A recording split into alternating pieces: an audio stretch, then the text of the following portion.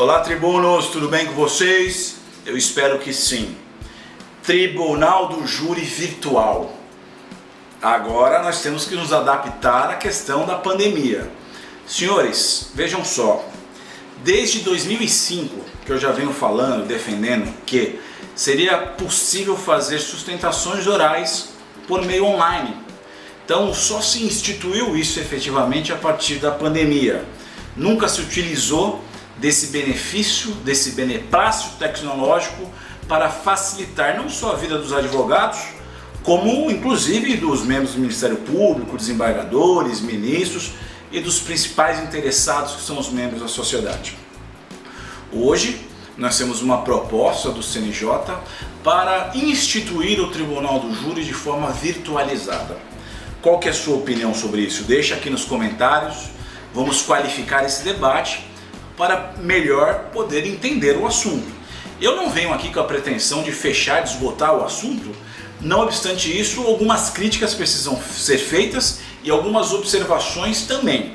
Primeiro, essa resolução, essa proposta de resolução, ela não fecha a questão de que o júri será virtualizado. Então, a primeira coisa que nós temos que observar aqui, eu vou colocar uns trechos para você acompanhar comigo, é que o júri obrigatoriamente tem que voltar, assim como a justiça precisa voltar, e uma vez regressando, caso sejam eleitas as ferramentas de virtualização, será feito dessa forma. A primeira questão que nós temos que atentar é: o procedimento do Tribunal do Júri ele está sendo alterado por uma eventual resolução do CNJ. O procedimento do Tribunal do Júri ele é regulamentado pelo Código de Processo Penal. Então, o primeiro passo que nós observamos aqui é que esse júri semi-virtualizado, esse júri híbrido, onde vai ser utilizado alguns mecanismos de virtualização, eles já estão violando o Código de Processo Penal. Então, mas você é do contra. Eu não sou do contra. Veja, muito pelo contrário, nós somos favoráveis às novas metodologias relacionadas à tecnologia, à informatização, para acelerar o processo, para melhor servir a comunidade. Não obstante isso, somos contrários, avessos a esse atropelo. Então veja só, o que prevê aqui a proposta do CNJ. Acompanhe comigo lá a leitura. Artigo 2º. As sessões de julgamento do Tribunal do Júri poderão ser realizadas com auxílio de videoconferência, mediante a utilização do sistema apropriado, disponibilizado pelo Conselho Nacional de Justiça, ou outro que seja definido pelo respectivo tribunal. Parágrafo 1º. O sistema de videoconferência utilizado deverá garantir a participação efetiva de todas as pessoas essenciais ao ato, bem como a necessária publicidade. Então veja só. Volta comigo. Então, como é que iria funcionar essa proposta?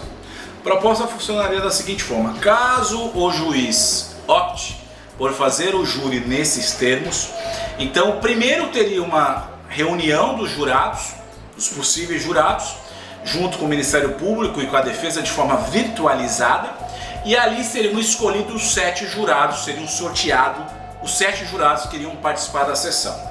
Uma vez sorteados os 7 jurados, o que ia acontecer? Ia suspender essa sessão virtual e aí os jurados fisicamente, juntamente com o juiz, saem daquele ambiente virtualizado e tem que se dirigir para um plenário do júri. E aí nesse plenário do júri, o que aconteceria? O Ministério Público pode se fazer presente por meio virtual, a defesa pode se fazer presente por meio virtual, inclusive o réu, se solto estiver, bem como as testemunhas. Então veja, os jurados têm que comparecer presencialmente juntamente com o juiz. Todas as outras partes, todos os outros atores, Ministério Público, defesa, réu, se solto, testemunha, podem comparecer de forma virtual. Então vem uma primeira questão. Quando se escolhe o conselho de sentença, o conselho de sentença ele já sabe quem ele vai julgar. Afinal de contas, ele é o juiz natural. E a partir do momento que é escolhido o conselho de sentença e eles já sabem quem eles vão julgar, aquela sessão virtual é suspensa e os jurados vão ter que se encaminhar para o fórum. Como garantir a incomunicabilidade dos jurados? Como garantir uma carga axiológica, informativa, até preconceituosa ou favorável à pretensão do jurado, depois que ele já sabe quem ele vai julgar e nesse tempo que ele vai demorar para se deslocar até o local onde vai ser a sessão de julgamento, não necessariamente o plenário do júri. Porque o plenário do júri, ele tem a sala secreta, que é uma sala acanhada, minúscula, onde as pessoas vão ficar agrupadas para decidir os quesitos. E, como você bem sabe, os jurados eles ficam muito próximos durante a fala dos debatedores em plenário. A menos de 10 centímetros um do outro, estão apinhados ali, um em cima do outro. Isso vai prosseguir? Como é que isso vai ser feito na vida real? Qual vai ser o espaço do novo júri? Vamos pegar um poliesportivo, uma quadra de futebol, separar os jurados com 3 metros de distância de cada um, colocar uma carteira de uma escola municipal, ali alinhar os 7 jurados, uma TV de 42 polegadas, onde ele vai ver o réu no presídio, onde ele vai ver o promotor na casa dele de pijama tomando um cafezinho, o advogado da mesma forma e as testemunhas, cada uma nas suas casas. Então veja, não se trata esse meu espaço virtual de um local apenas para criticar essa possível e futura resolução. Então foi um sinal verde para fazer o júri com essas instrumentalizações informáticas. Mas para além da crítica, como isso funcionaria na prática? Da forma com que está aqui, eu já vejo que não funcionaria. Note, vamos imaginar que as testemunhas sejam ouvidas no plenário do júri, com o juiz presencial, jurados presenciais, todo o resto virtualizado. Promotor na casa dele, advogado no escritório, as testemunhas nos seus espaços, no ônibus, na rua, porque a testemunha pode estar onde ela quiser no momento que ela for dar o seu depoimento, basta ter um celular logado ao link do tribunal. Se for necessário eventualmente que ocorra uma acareação entre as testemunhas, se for necessário, às vezes essa é a peça-chave, é a prova fundamental no tribunal do júri, o reconhecimento pessoal seguindo as formalidades do artigo 226 do Código de Processo Penal, porque afinal de contas o artigo 26 do Código de Processo Penal não é letra morta, não foi declarado inconstitucional do ponto de vista formal, apesar de que na prática ninguém aplica o artigo 226, isso é uma verdade absoluta e eu desafio qualquer um a dizer ao contrário.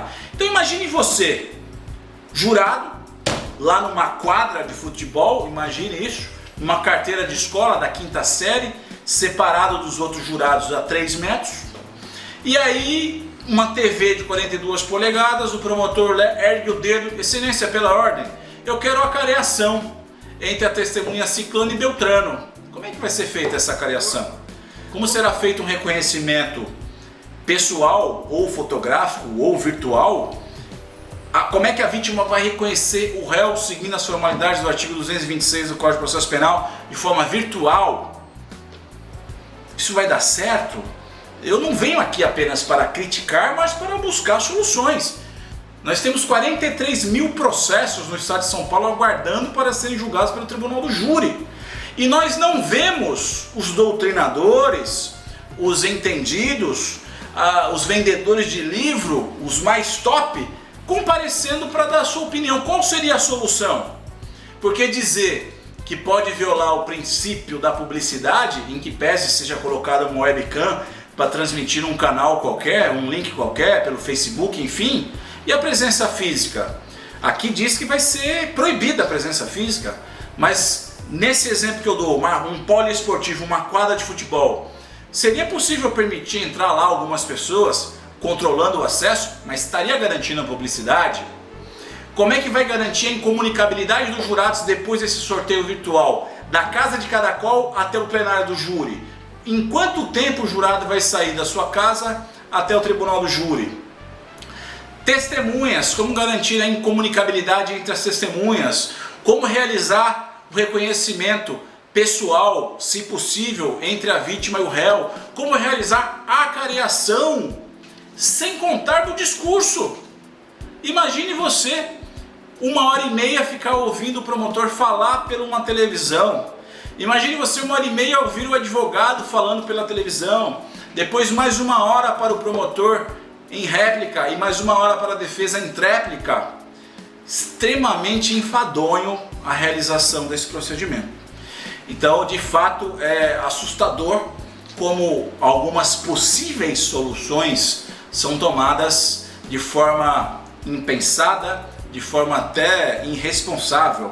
Me parece que seria mais viável conciliar esses princípios constitucionais, porque essa resolução do CNJ é quase um Código de Processo Penal novo.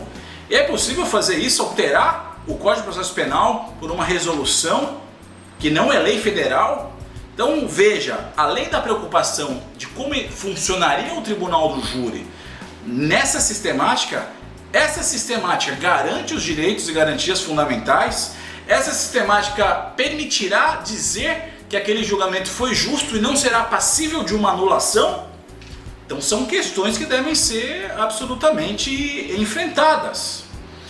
No nosso ponto de vista, a informatização, o aumento da celeridade, o aumento da razoabilidade, da proporcionalidade na observância dos procedimentos, sobretudo no tribunal do júri, isso é muito bom. Tem que se pensar em algo para acelerar, para se modernizar o júri, mas não dessa maneira, não de solavanco. Outro detalhe que chama a atenção, meus amigos, é que depois que começaram essas audiências por meio virtual, nós chegamos a uma conclusão, e sem medo nenhum de errar, de peito aberto, com sinceridade e sem nenhum desdouro, nós vimos aqui dizer que internet é coisa de rico. Como assim, Henrique? Você tá louco? Internet está cada vez mais popular, meus amigos. Mas ainda existem pessoas que não têm acesso a pacote de dados. Ainda existem pessoas que não têm internet em casa. E quando tem, às vezes o computador é ruim, o celular é ruim, não consegue transmitir, não consegue fazer chamada de vídeo. Às vezes a tela do celular do sujeito está totalmente estraçalhada, o computador não funciona, a pessoa não tem acesso à internet. Às vezes a pessoa tem idade avançada e não consegue se conectar ao sistema de transmissão de imagens do tribunal. Nós que somos advogados temos dificuldades para configurar o sistema, às vezes gastamos até horas nessas configurações até o sistema de fato funcionar. Os advogados mais antigos sofrem com isso. Então imagine uma pessoa comum do povo, às vezes uma testemunha que não tem condições financeiras para se conectar nesse sistema para prestar informações ao juízo. É algo que deve ser colocado na conta também. Então é bastante complexo. Então a princípio nós temos temos dúvidas se esse tribunal do júri virtual de fato vai funcionar, se não vai funcionar, mas nós gostaríamos de uma solução. Outro detalhe é que o tribunal, não só o Tribunal de Justiça de São Paulo, como outros, começaram aí a pandemia de fato preocupados, relaxando prisões por excesso de prazo, as pessoas que estavam no grupo de risco, e nós percebemos que agora o movimento é inverso. Está existindo um endurecimento na concessão de liberdade, de relaxamento de prisão, sob o enfoque da flexibilização do retorno ao convívio social. Senhores, nós temos casos de pessoas que estão presas há 1 ano e 7 meses, 2 anos aguardando um julgamento, aguardando para participar do tribunal do júri, e é pedido o relaxamento de prisão por excesso de prazo e é dito que o prazo é proporcional. Então veja, agora nós observamos um movimento de que a pandemia é justificativa para ter um elaustério nos prazos processuais, o que é um absurdo. Porque a proporcionalidade e a razoabilidade, que são postulados, a bem da verdade, não são princípios, eles devem ser sempre usados como limitadores do poder do Estado, e não ao contrário para justificar a permanência de um réu preso. Até porque esse réu preso, ele pode vir a ser absolvido no tribunal do júri. Então o princípio da presunção de inocência ainda é a melhor solução dentro de um ponto de vista de civilidade. Então se diz, não, o crime é grave, deixa o réu preso. O réu fica preso 2 anos aguardando o julgamento. Agora sem data, em razão da pandemia. Aí o réu é julgado, o réu é absolvido. Eu já defendi réu no tribunal do júri que ficou 5 anos preso, aguardando julgamento. E quando foi o julgamento foi absolvido. E esses 5 anos que ele ficou preso indevidamente? Aí você vai interpor uma ação indenizatória contra o Estado. Um protecionismo absurdo. O Estado se protege. Você pode até ganhar uma ação indenizatória contra o Estado. Esse fulano que ficou 5 anos preso aí aguardando julgamento vai receber 10 mil reais, 15 mil reais, ainda em precatória a perder de vista. Então não vale a pena interpor esse tipo de ação. Então, meus amigos, em linhas gerais, Tribunal do Júri virtual, entendemos que precisa evoluir muito e, ao que foi apresentado no momento, não atinge os objetivos entre tecnologia, celeridade, necessidade de julgar e os direitos e garantias fundamentais. Logo, os direitos e garantias fundamentais nunca podem ser subvertidos em razão de outros interesses. Essa é a minha opinião. Eu quero ouvir a sua opinião. Um abraço, até o próximo vídeo.